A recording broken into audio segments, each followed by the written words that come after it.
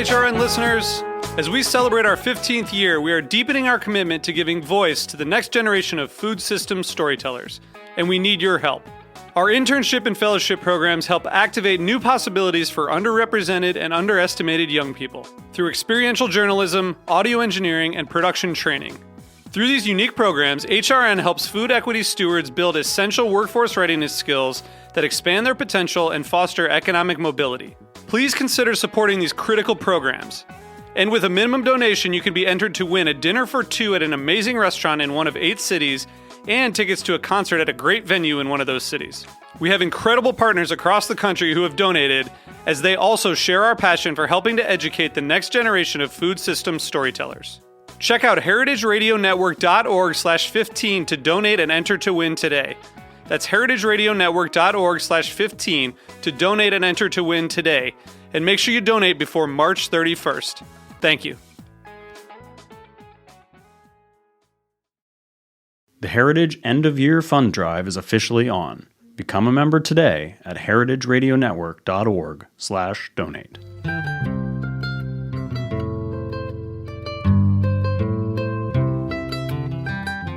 Hello, this is Lisa Held, and you're listening to The Farm Report, a Heritage Radio Network show about the people, processes, and policies that shape how food is produced today. Today's broadcast is a special season finale episode recorded at the 2018 Young Farmers Conference at the Stone Barn Center for Food and Agriculture on December 6th.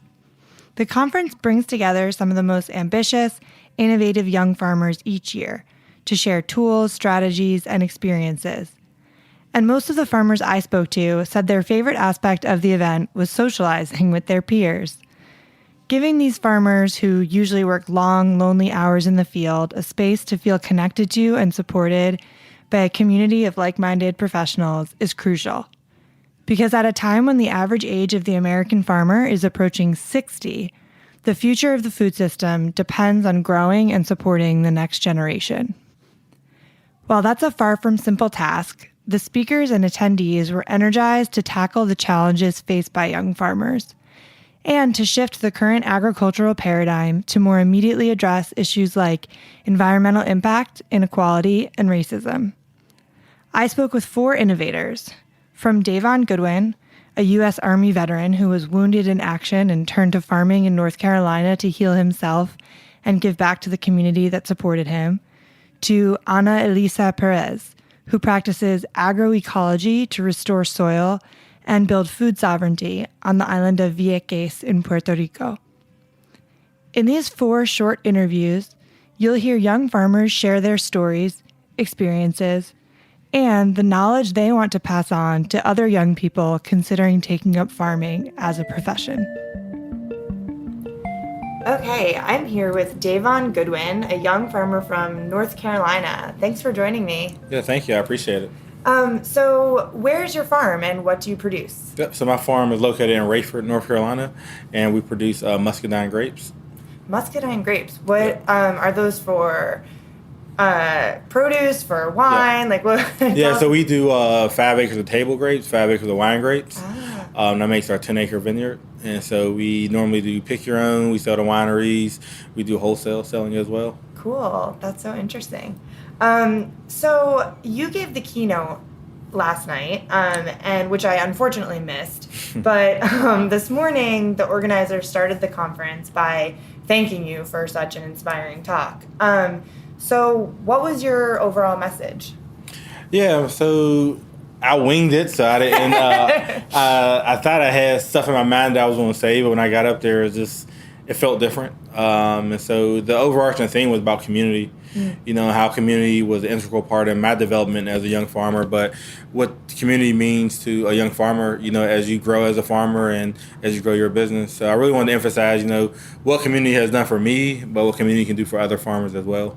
And so when you say that, you're talking about the community of young farmers, like supporting each other? And also the community that your farm is in. I think community has a huge role, you know, to play in your farm enterprise, you know, and I think that for farming, for me, has been community-centric because community helped save me in a sense. you know, so it's one of those things that I hold dear to my heart, you know, and that's why I farm, you know, for the community. When you say community help saved you, what do you mean? Yeah, so I was in the Army from 2007 to 2014. In 2010, I got hurt in Afghanistan.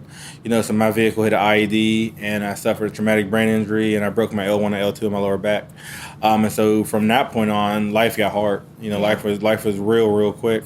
And my community helped save me. You know, they kind of instilled things in me that I lost that day, you know, and so I kind of, in my opinion, I'm indebted to my community, you know, because they poured into me in a time in my life when I needed some help, you know, so I feel like this is my farm is kind of a reinvestment back in my community, what my community has given me. Yeah.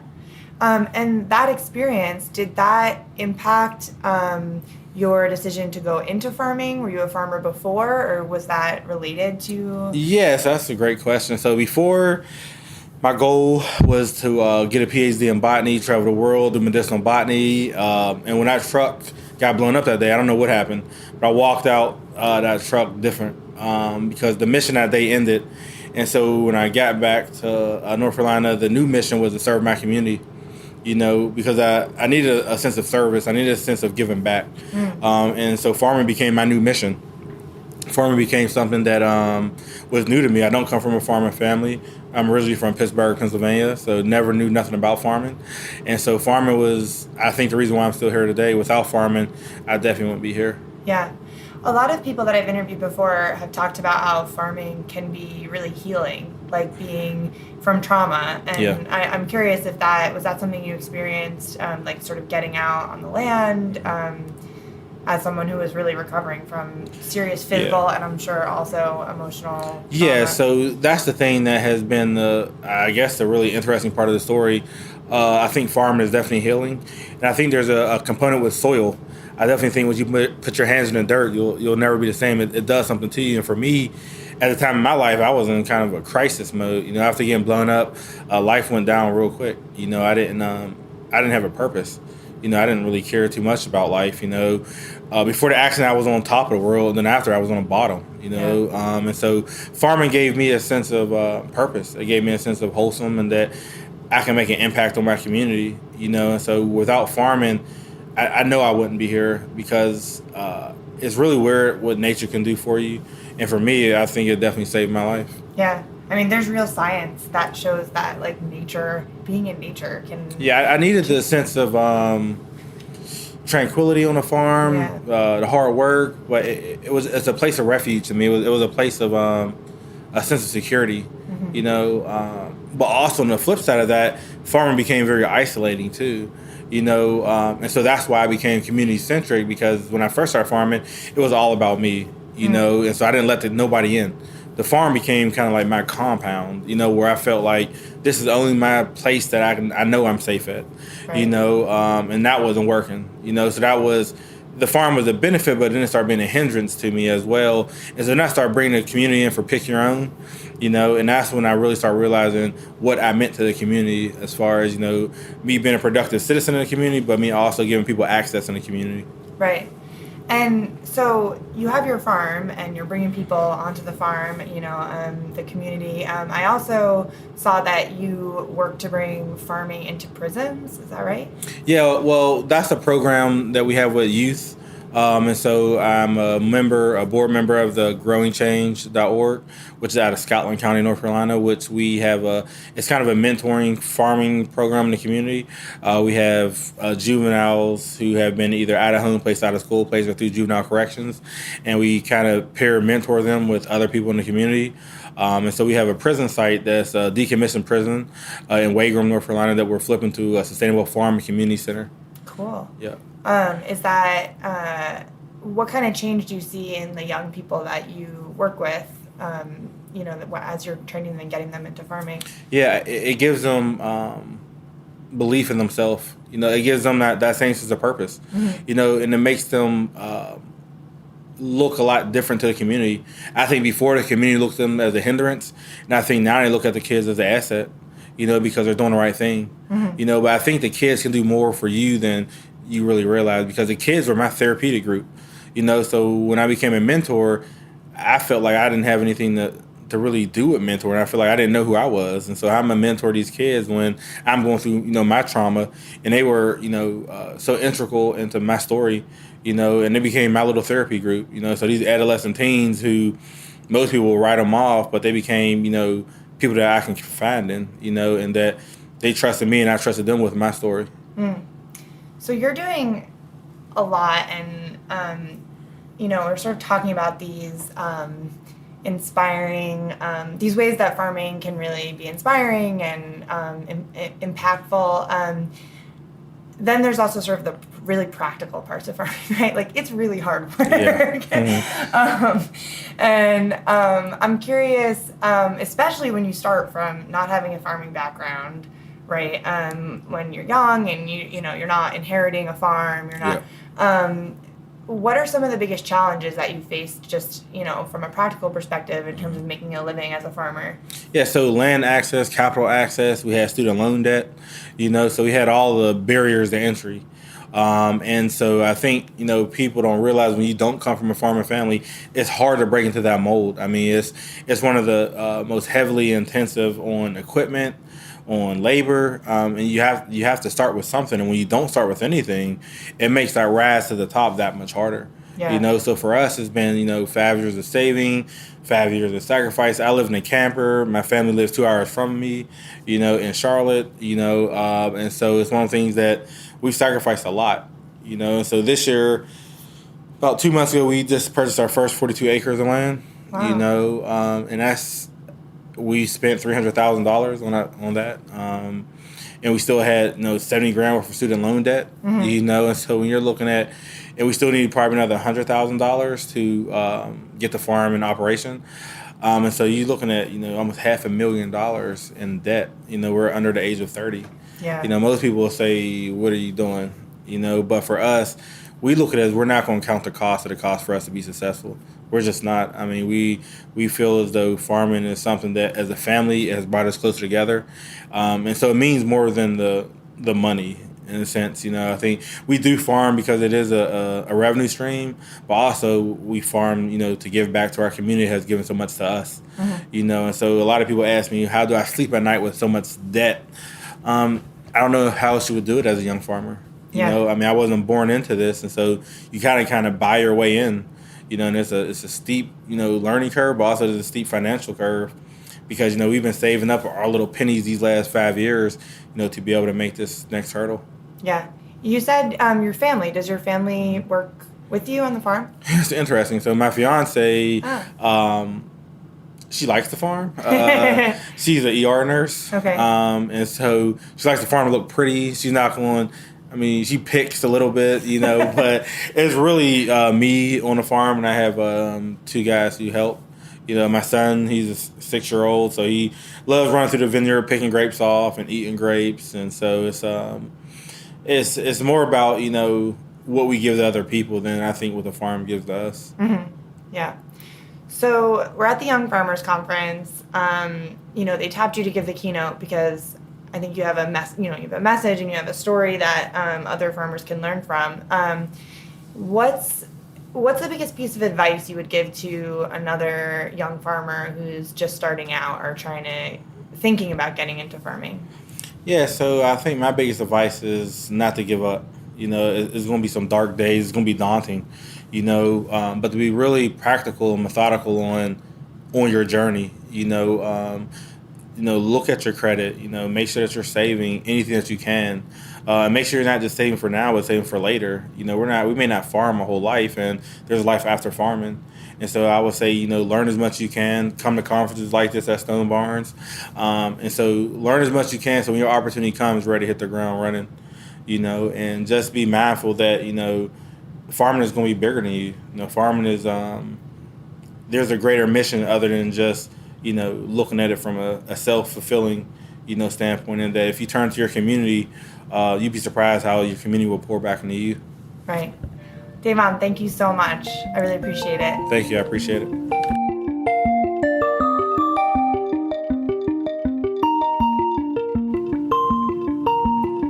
Okay, I'm here with Ana Elisa Perez, a young farmer from Vieques, Puerto Rico. Welcome. Thank you for joining me. Thank you. So, first of all, tell us about your farm. We have a small agroecological farm in the mountains of Vieques, which aren't very high. Okay.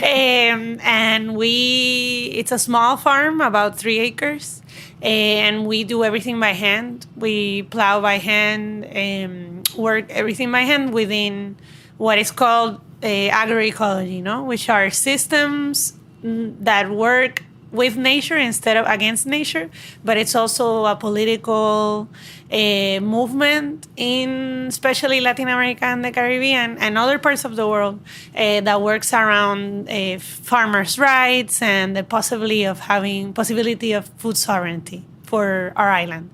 We have different educational programs where we do formaciones, like trainings for small farmers because in Vieques there used to be a lot of farmers, and then the Navy occupied around 60 years ago, the U.S. Navy, and took most of the lands, around 26,000 acres, and left all of the population in 6,000 acres. They just took it from farmers and from small peasants. And so most of the people moved to the main island of Puerto Rico because we're really an archipelago, and to St. Croix, to the Virgin Island. So all of the farmland was left, without anybody. And it used to be the tacita de oro, like the golden cup of the Caribbean, but people were displaced. So now we're kind of going back to those lands. There was a massive movement from the 80s to the 2000s. In 2001, the Navy finally left the island. It was an island. They did bombing practices in Vieques, and now people are kind of going back to the land, and there were a lot of land rescues. So we're a small farm that works specifically with trying to do more around farming in our island. We also in Puerto Rico import more than 85%, approximately. That's there's different people. Some people say 90, some people say 95, but basically we produce a little less than 15% of what we eat. So it's crucial for us to learn or relearn how to produce food and how to advocate around the food production. Right. So are you? You said there's sort of this movement to reclaim that land, and so are there a lot of farms like yours? Well, they're starting to burst. They're sprout a little bit more. In the 80s, there was a movement. This was when the Navy was still there, of people that were actually living in St. Croix that were from Viequense family who decided to go back to Vieques and reclaim their land. And that's actually one of the ways that really the Navy was kicked out of Vieques, because it was a big pressure all of a sudden to have families living in all of this land. And so where the farm is actually part of that movement. But people were taking back the land, but not necessarily farming it. It was more of a reclaiming of the space. And so they started putting in houses, fencing, and that's how most of Vieques is actually right now. So a lot of people don't have land titles or proper titles for the land. Most of the communities in Vieques are of reclaimed land. And now from the courses and different initiatives, people are going back to, a lot of them already knew about farming, but weren't connected to it because of the whole displacement, and also people who have come from the main island. So now we're starting to kind of produce a new network of farms, especially small farms, which is the idea, not to have like a big monocrop production, but to have smaller farmers. There's now a farmer that specializes more in plantain, other farmers that are producing greens, and we sell amongst each other. But it's not that many farms yet. Hopefully there'll be a lot more, but little by little, So, so the idea is kind of reducing the imported food, right? Like you're trying to grow food for the people, the community, the people that live there. How do you get the food to people? Is it farmers markets? Is it CSAs? Like, what's the model that you use? We have a truck, a pickup truck, that in the back has sort of this, we call it la zambumbia, which means the mix of different vegetables. It's like a soup or like whenever my mom, there were leftovers. Right. She would be like, let's do a zambumbia. You just sort and of so throw you sort of whatever throw it is. everything in. That's Yeah. great. And so we call it la zambumbia, and we go around and have different points where people receive the food, but we're trying to kind of formalize a little bit more to be able to accept EBT cards and to do a box like a CSA. Okay. But we were just starting that right before the hurricane. So then the hurricane came, and we've been kind of a little bit we left it behind a little bit. Okay. And then we had a big drought in Vieques this year. So it's been kind of a tough year. Yeah. But hopefully we'll be back on track and be able to produce more food for this next year, no? And be able to actually do the CSA, etc. We are formalizing at least so the farm is called Finca Conciencia, and it's more informal setting, but then we have La Colmena Cimarrona, the maroon beehive, which is the organization where we are doing all of this more formal paperwork for the farms, etc. And to be able to do, and it's more like the network of farmers. Okay. It's more like a mutual support network between farmers in Vieques and beekeepers in Vieques. So that's more of the how we're organizing, no? Right. Yeah. And I wanted to ask you about the hurricane. You just mentioned it. How much did that affect your farm and the other farms around you? Well, it was kind of like a weed whacker that all of a sudden weeded everything out. In the middle of the island, some places are more protected because there's mountains around, and really the issue was more that a lot of trees fell down to the farms, etc.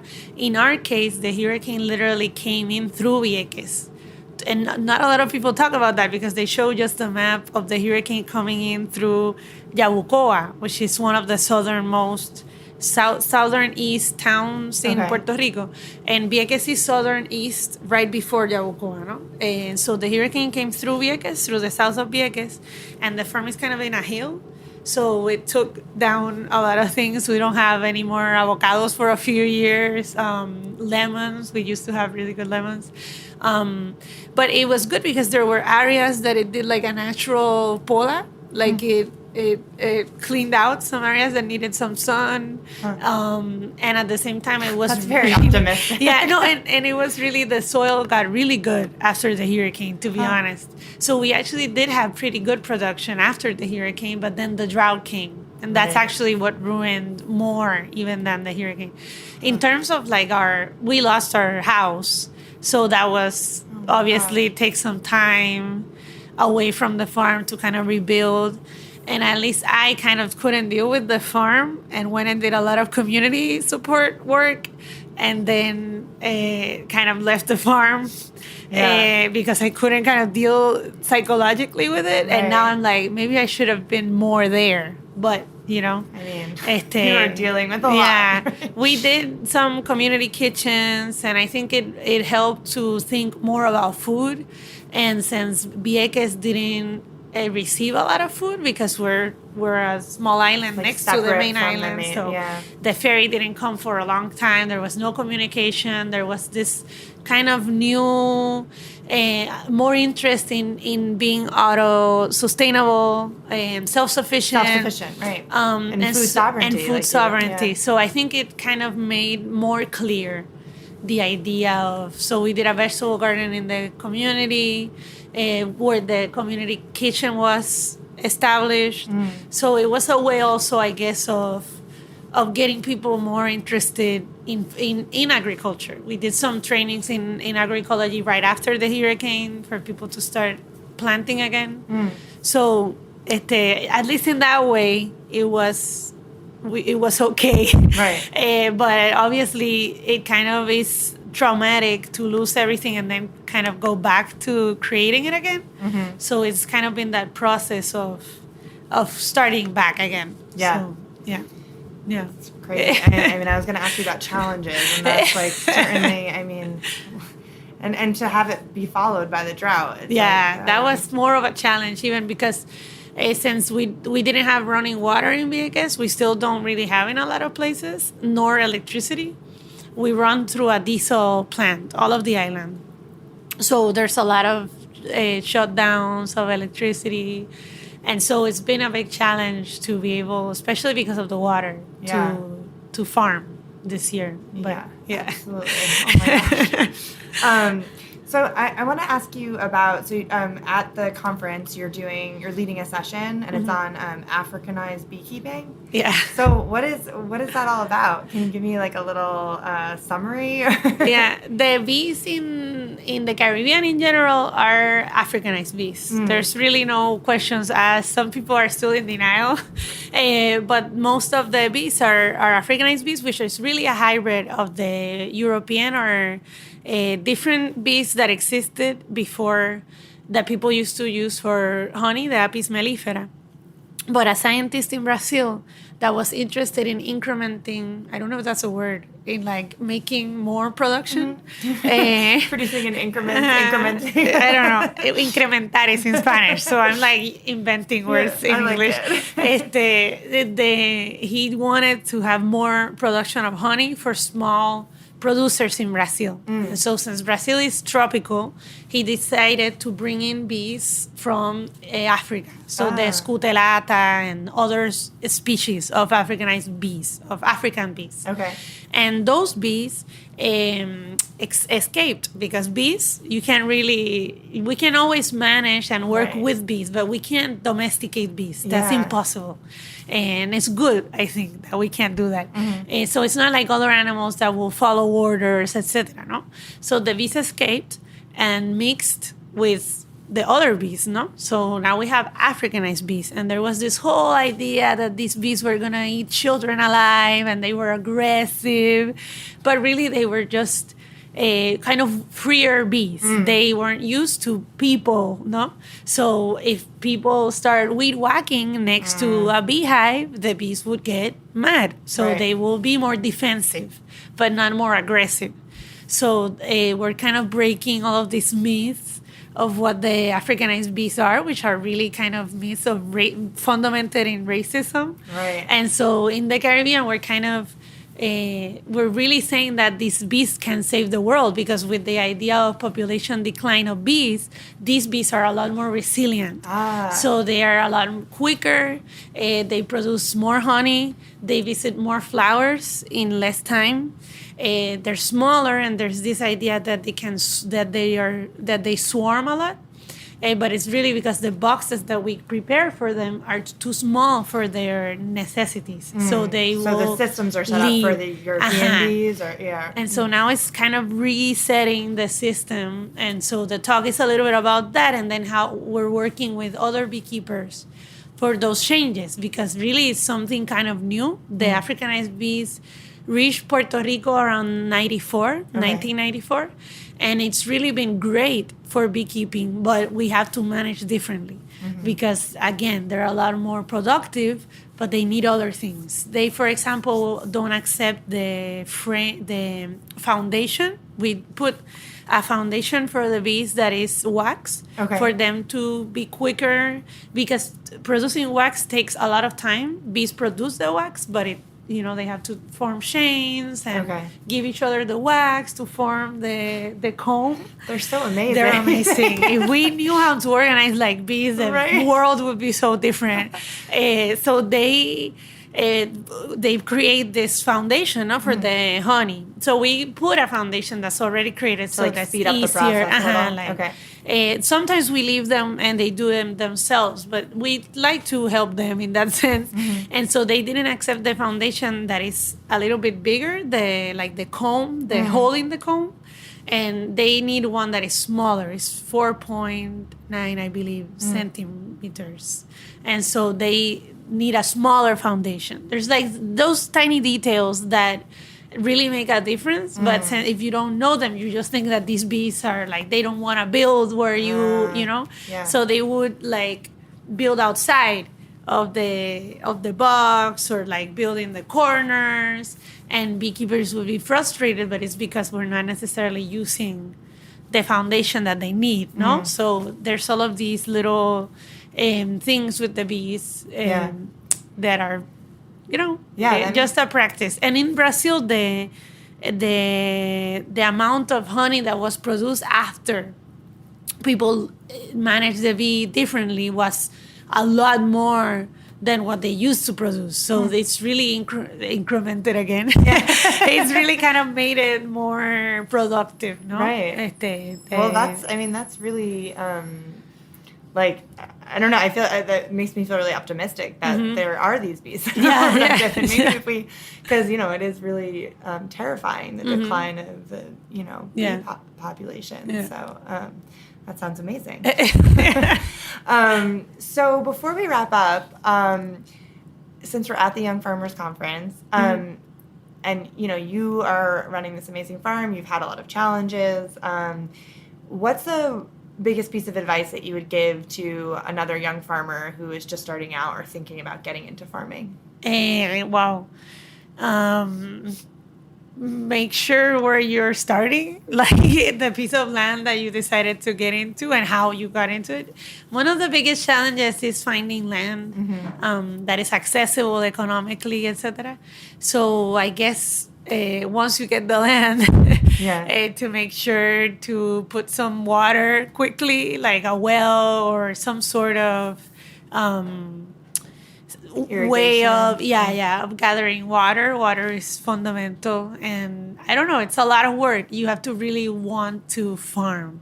And so I think there's all of these ideas of farming that are very romanticized and beautiful, and yes, farming is beautiful, and there's nothing like waking up and having the sunset, and it's amazing, but you have to really like it. It's very strenuous on your body and very hard. So the people who get into it have to really like it, unless you can also have other roles in the food system. It doesn't, not everybody has to be a farmer is the other thing I think that, so to really think about what your role can be, if it is farming or if it's something else, and you have to be good at waking up early and make sure to do a lot of stretches because my back really hurts. So like how to take care of your body without it seeming like something that is like you actually have to take the time to do that. Which before I didn't even think about it. Now I'm like, oh, I need to stretch before, doing certain things. So again, it's like a kind of, I don't know if a calling, but you have to really enjoy the land. And it's very fulfilling, but you have to really, and make sure to set up your boundaries, because I didn't set them up necessarily when I was starting. And so like a lot of people will show up at the farm and it takes time. So how to organize those times also it is very crucial when you're starting. Perfect. Well, thank you so much for your time. I really appreciate it. Thank you too.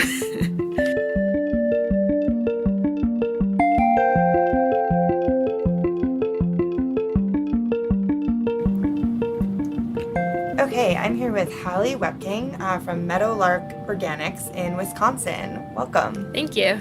So, you're in Wisconsin now, farming, but you were living and working in New York City for a long time, correct? Yeah. And you were working in restaurants, so food was still your passion. Yeah, definitely. So what made you make the leap into farming? So my husband comes from a farming family in southwestern Wisconsin, and we actually met cooking at Prune in New York. And after we had both left that restaurant and we had started dating, he said that he wanted to go back and work his family farm. And I was like, that sounds like a great idea. So we kind of jumped into it without really, I don't come from a farming background. Well, probably some ways back I do, but not anytime recently. So, for me, it was kind of a continuation on my path from, I studied dance in college, then I went to cooking in restaurants, and then now I'm farming.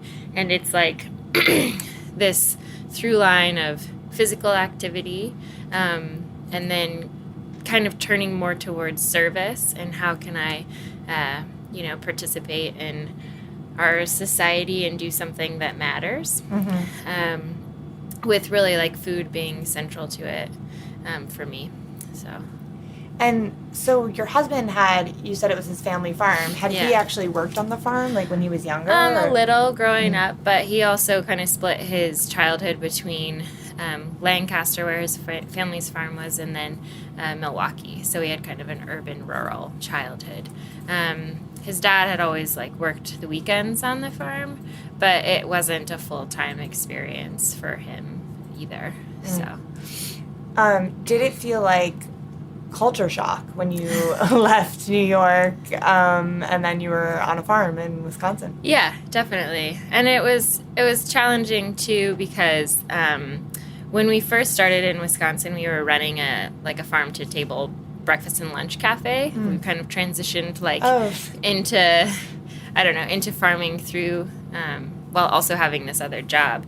And people weren't terribly accepting generally, felt very much like we were outsiders, and we ended up actually leaving John's family's farm operation because there wasn't a clear path for us to take that over. So we moved and found a job with our current mentor and boss, whose name is Paul Bickford, and landed in kind of actually a much better situation for us. And culturally too, we have some other smaller towns that are have a little bit more going on and feel a little bit more connected, and other young farmers in the area. So kind of lucked out in that sense. But definitely a culture shock going from Brooklyn to, because we lived in Bushwick, worked in Manhattan, and then also in Brooklyn, but and then moved to a town.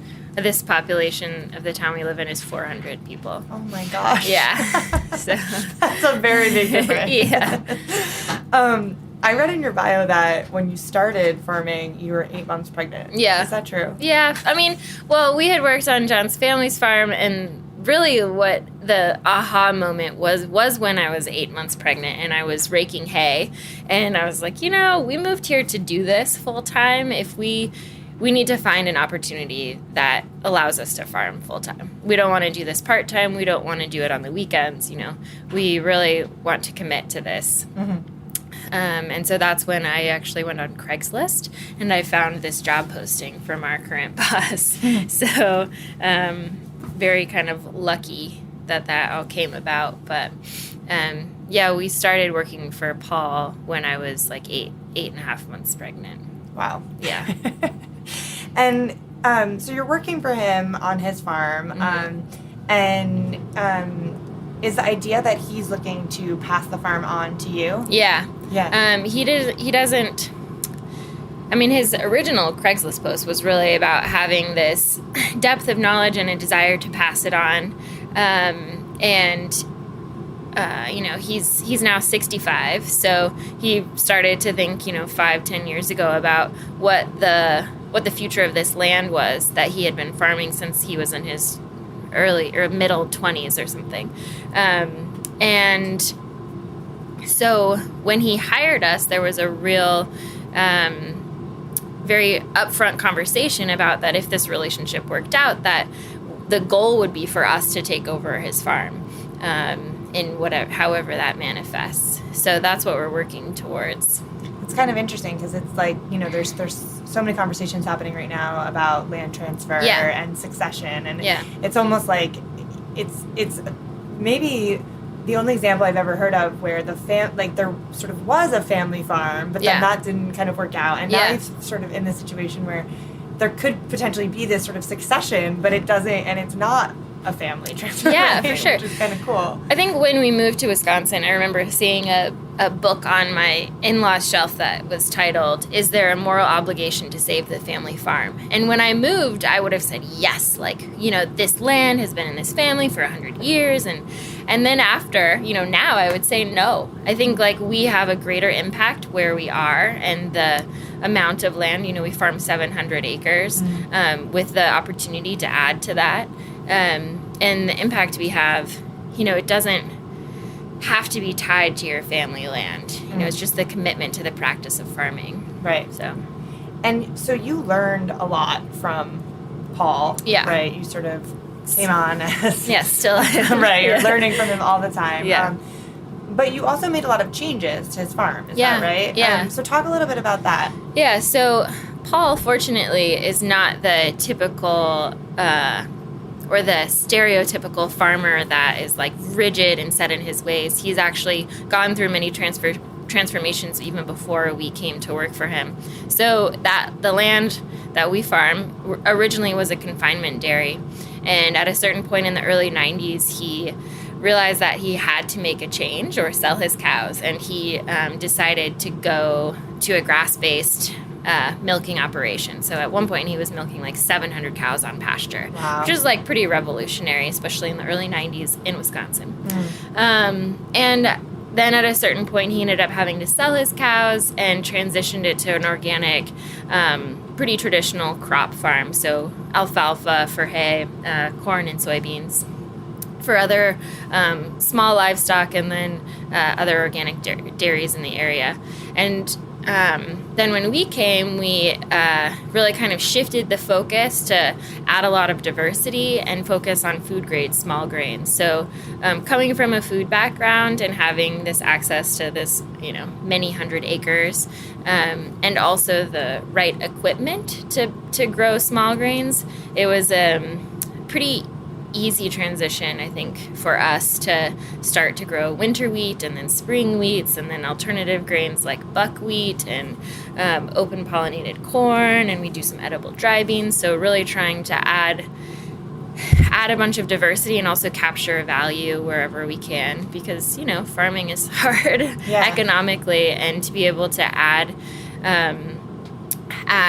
products or add crops that we can gain more from in a value-added sense is really important for our operation. Yeah. And so are those newer crops, are you selling them locally, or are you selling them into, because I would imagine if most of the land was in organic soy and corn before, that's probably being sold wholesale, right, into... Well, Paul had actually established a lot of direct relationships with some Amish farmers, so spent a lot of his, and still does, his winters trucking hay. And there are a lot of like homestead scale farmers in our area, people who come to pick up feed. So it's fortunately we don't, not that we don't have to, but our first step is to direct market even our feed crops instead of selling directly to an elevator. And that still does happen sometimes. Like, the beginning of the season, we had to empty out our grain bins and stuff. But the food grade stuff, there's fortunately a local stone mill that we're able to hire as a toll miller. So we're selling flour and cornmeal under our own brand. Oh, wow. And they're milling for us. And so we sell to bakers and groceries in like the western part of the state, and then also Madison and the Chicago area. So just getting started. Yeah, and is that pretty rare to have a mill like that accessible nearby? Like, is that a barrier for other people trying to do definitely. things? Yeah, I think there's so much infrastructure in this regional grain economy that to get from the farmer who wants to grow small grains to like the value-added product takes a lot, both like on the agronomic side and the, when it comes off the field, you have to have the cleaning equipment, the storage equipment, a way to haul it, and then to have, you have to have a mill that's accessible. And a lot of people can either, we're very lucky to have a mill that's close by that we can have this relationship with. But we're also trying to think about or working towards having a farm or a mill on our farm so that we can also control that part of the process.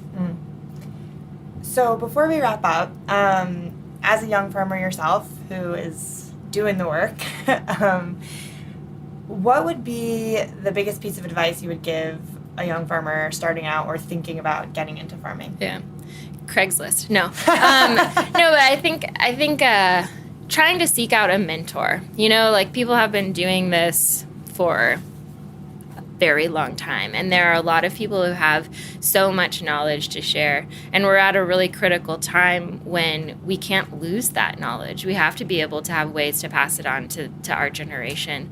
And so whether it's through other organizations and finding farmer programs or just reaching out into your community or the community you want to be in and seeing if there's somebody who's willing to share their knowledge and become a mentor. I think that's really key. And it takes, it might take some convincing and,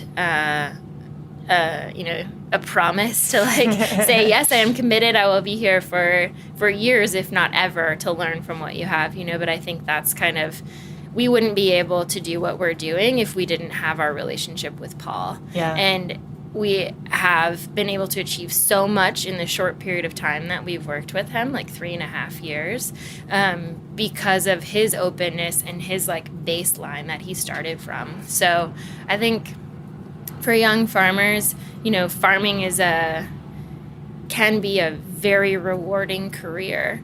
And you need a lot of support, so find your community, find your mentor. But, yeah, great. Hallie, thank you so much. Yeah, thank you.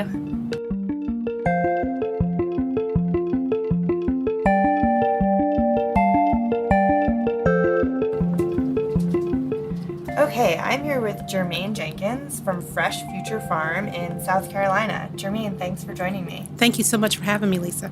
So, why don't we start at the beginning? How did you get into farming?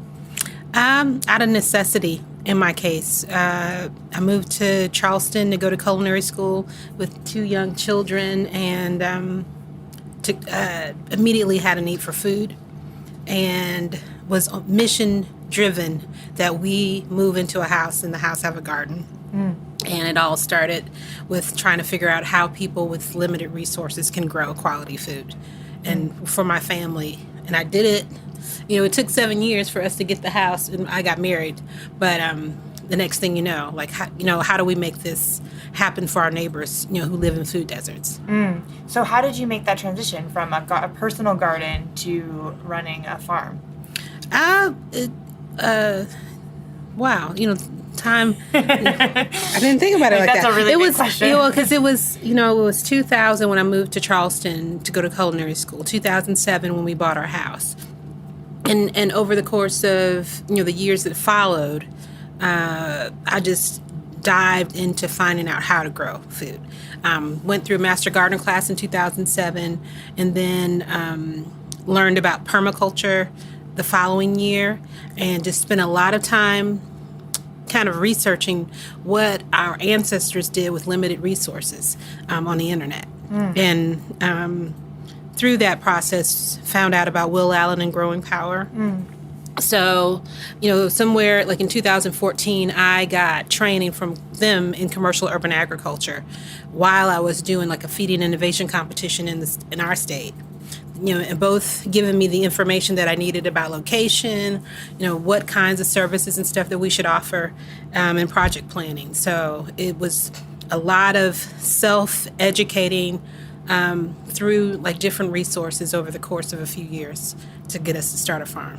And I figured, I was a single mom, and it turns out like running a farm is not much more complicated than that. If you can be a single mom, you can run a farm. Not many things are probably, right? Yeah, but it's it just helps with the problem solving that you need to do day to day, to have had that experience, like taking care of myself and my kids when I didn't know anybody. Right. So Fresh Future Farm was born out of it, and what I'm proud of today is that we have two single moms that work for us and can bring their kids to work.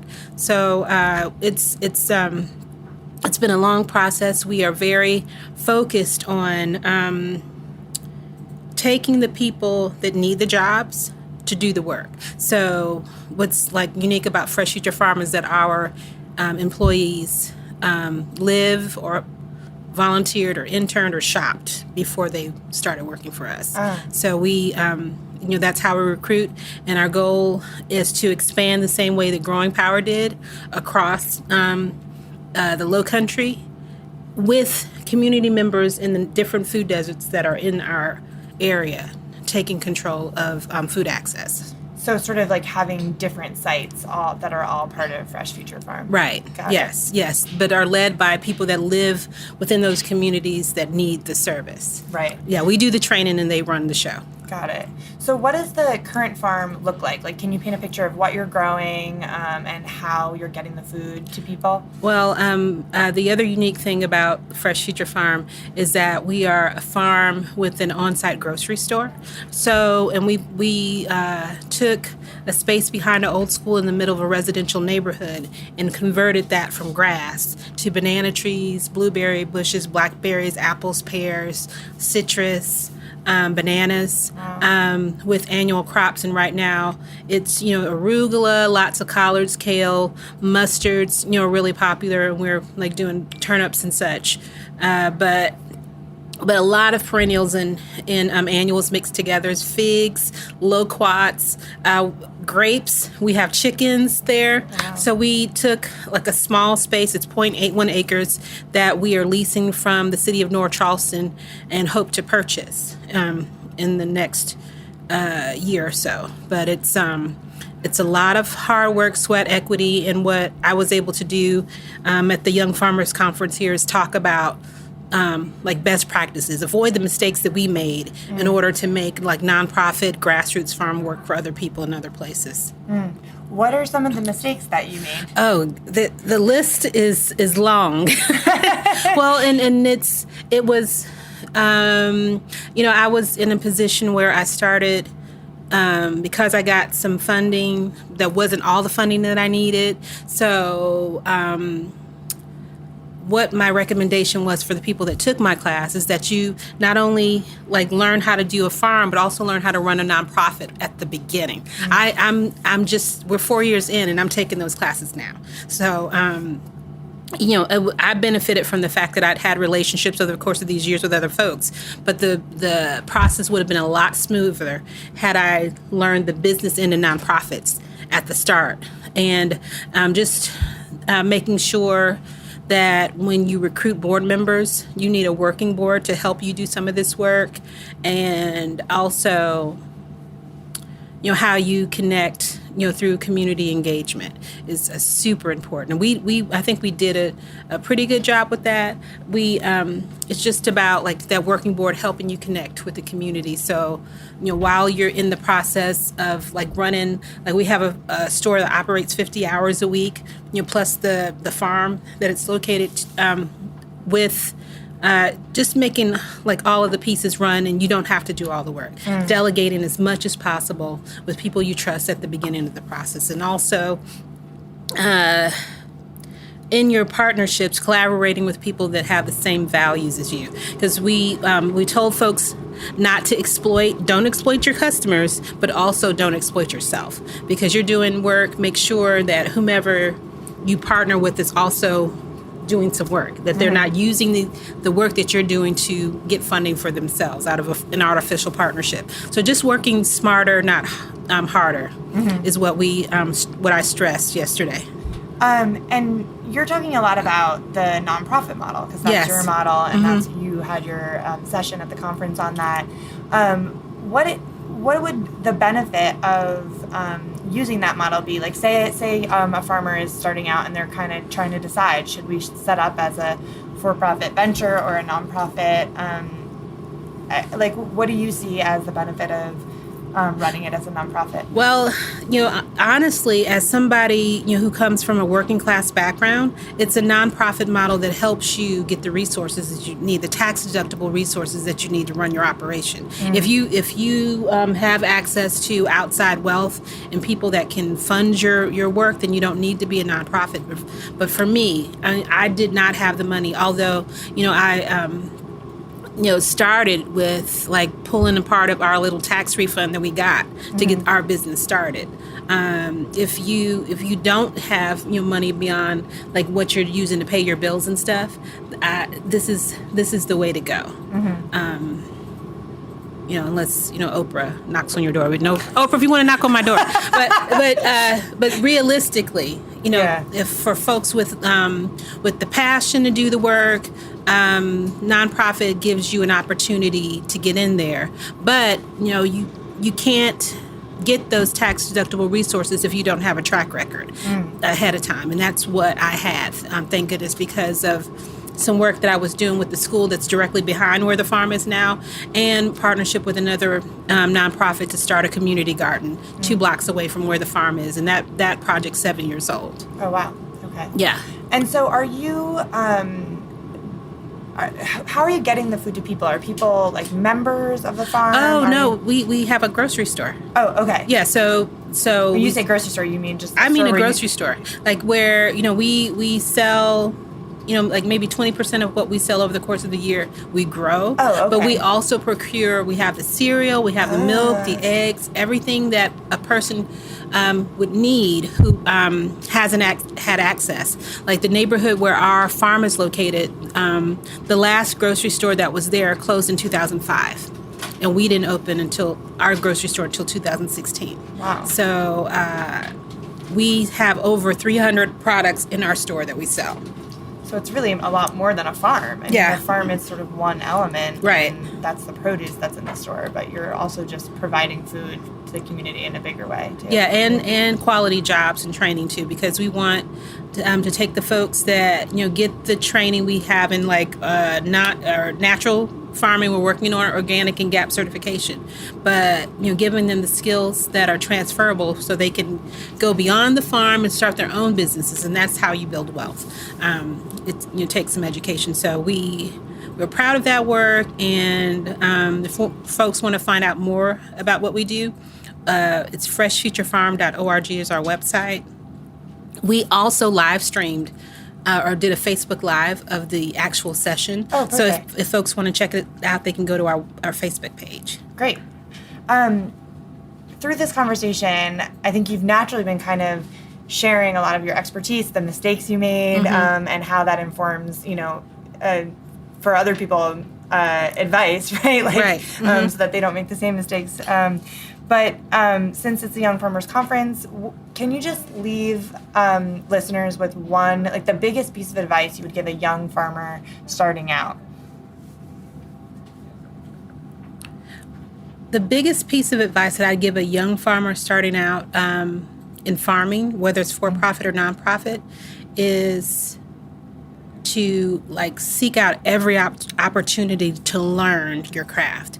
There are farmers all over the country. You find those people that you admire and go work with them. And because, farming is hard work, they're usually going to welcome you to do those opportunities. So build your craft by learning from the people that you admire and then start your operation. Perfect. Thank you so much for listening to this special season finale episode of The Farm Report from the 2018 Young Farmers Conference. Don't forget to subscribe to The Farm Report on your favorite podcast app so you'll be the first to know when our new season starts in January. See you next year. For the past 10 years, Heritage Radio Network has brought listeners around the world the most important voices in food and drink. I'm Matt Patterson, the lead engineer here at HRN. 6 years ago, when I was teaching myself to brew beer out in San Diego, I listened to Heritage Radio shows for tips, tricks, and inspiration. Heritage Radio's programming simply would not be possible without the support of listeners like you. Become a member of Heritage Radio Network today and give HRN a strong start to our second decade. Choose from exclusive member gifts and stay in the loop on discounts to upcoming events.